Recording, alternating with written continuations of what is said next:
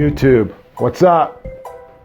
Coconut oil. I know you've heard it all over the internet, but I'm going to tell you my story because fuck, I'm 50. Anyway, about 5 years ago, horrible tooth issue, got it fixed, went on the internet and wanted to research how to avoid this in the future. And one of the things I came across was oil pulling.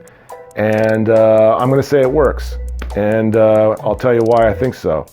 After a couple of weeks of doing this, I woke up one morning and I could smell the candle next to my bed. And that let me know something's going on in this area of healing. And number two, I think teeth got a little bit wider over maybe 6 months or a year. It takes a while. But bottom line is you can research how to do it. I use coconut oil, was it virgin, cold pressed? You don't want the whatever stuff, but you can do all that research. But I'm just giving you my opinion. I think it helps add to your oral hygiene.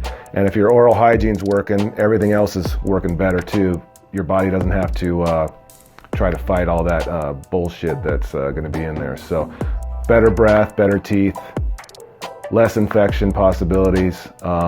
So research it and try it yourself.